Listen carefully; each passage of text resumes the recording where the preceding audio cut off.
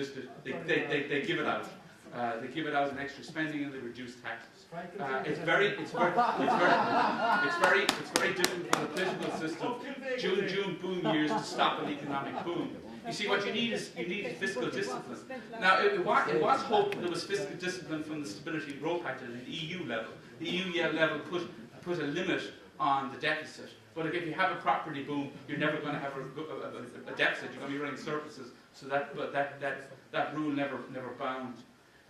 So what's happening is that there's going to be fairly soon new legislation that's going to set up new disciplinary methods. That is things like fiscal rules, that is legal rules that prevent government spending by rising by a certain amount. So countries, for example, around the world have rules where you can't increase spending by more than your GDP. So it's a way of limiting, it's a way of tying the political system's hands so that so there's some fiscal discipline. Or you can have rules on debt, for example, when the budget eventually gets back into surplus, rather than using that for extra spending or reducing taxes, the surplus is used to pay down the debt. Because our debt levels will be very, very high. And so you want to try and get that debt down so the debt we hand on to our children is not prohibitive. Those are fiscal rules, they're legal, they bind and they tie the hands of the political system. If you go back to the spring of last year, the financial side of it really didn't. There was some encouraging signs actually. Now, as I said, the real economy has more or less turned out as it was budgeted. Where the problems have come is on the financial stuff. But if you go back to last April, and in April there had been an big banking announcement on the last day in March that had some huge numbers of losses for the banks, including Anglo. But as you got into April, the Irish government was able to borrow at about 4.5% on international markets. We had seen the Irish banks. There's a lot. We know that over the last few months, a lot of deposits have gone out of Irish banks. At that stage, they had been bringing in lots of deposits. So in 2009, for certainly the first half, that banks were losing deposits, and that steadied.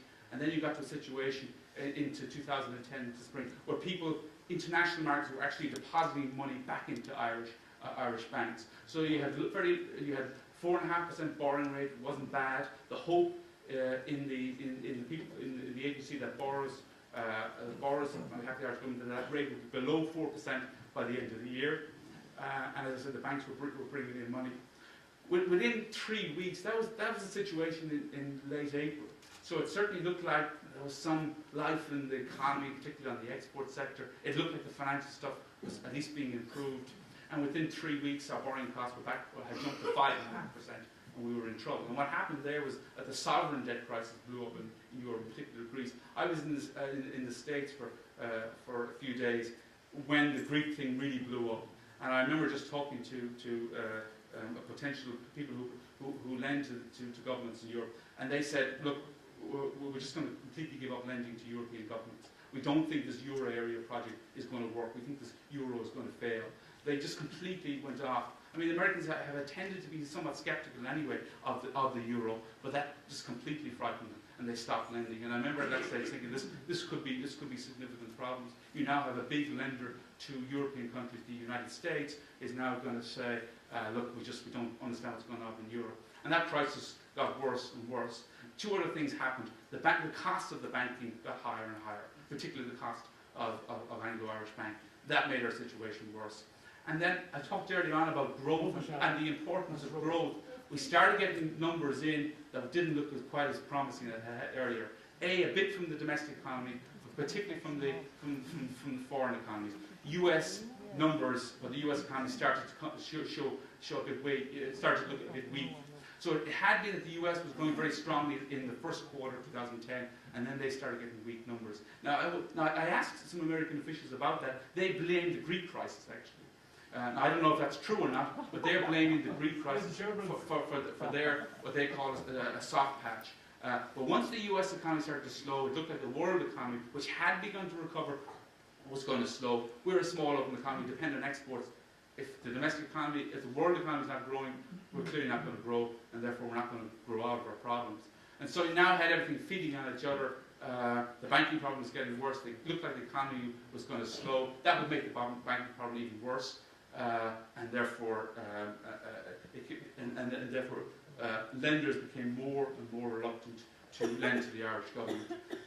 So I guess the choice, for example, do you borrow from international markets a very uncertain amount of money, because you don't know who's going to lend to you, at interest rates of currently about 8.5%, 9%, or do you borrow from the official sector, the IMF at 5.8%, and know that the money is absolutely certain? That's an obvious choice. You go for the certain money at the lower interest rate. What does the programme have? Well, the package has 85 billion of loans available. 50 billion of that is to fund vital public services in the next 3 years. In other words, I showed you the gap between spending and revenue. I said that the yellow bar, that had to be borrowed. So that 50 billion that's borrowing. We had to do that anyway. The plan was to borrow that from international markets. They won't lend to us at reasonable interest rates. So that 50 billion is now being borrowed from the IMF EU. The only way, by the way, not to borrow that 50 billion is to immediately reduce the budget deficit to zero.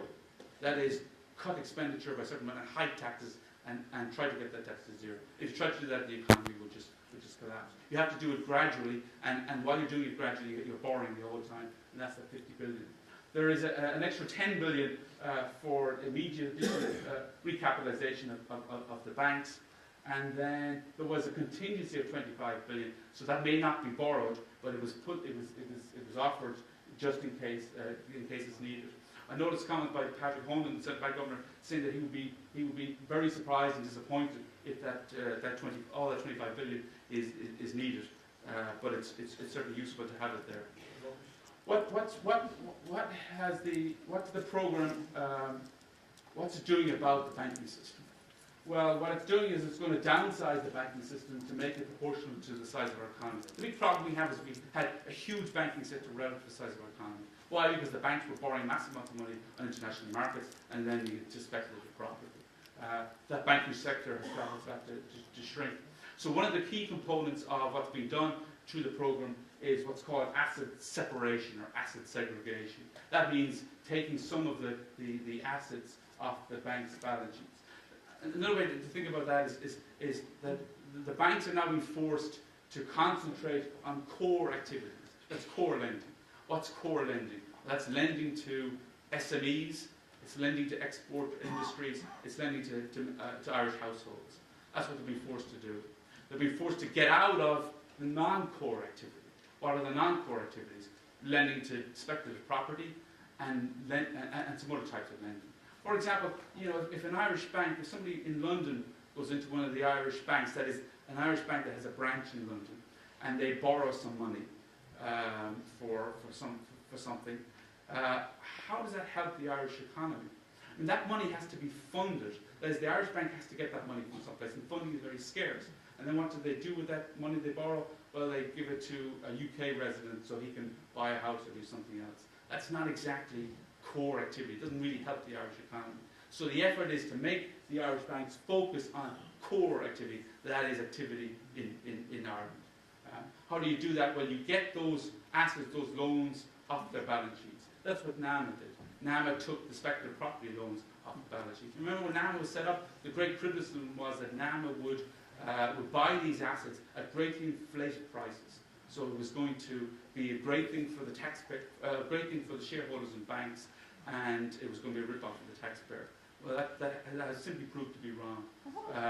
They have paid very realistic prices, and anybody who had shares in Irish banks has been wiped out. So it was not a bailout for the bank shareholders. What's being proposed by this programme is going to do is do more of that type of asset segregation. The financial regulator, Matt Elphick, talked about a NAMA 2 or some other type of organisation effectively to get these non-core assets off the banks. Or you could sell some of these assets. What you don't want to do is sell the assets rapidly at a very low price so that you fire sale prices as you create extra losses, because those losses will then be met by extra capital, and that's more loss in taxpayer. So it has to be done gradually. The second part of the programme is the recapitalisation of the banks. What do banks need in order to lend? They need to have funding. That is, they need to get euros in. If they can't get euros in, they can't give it out.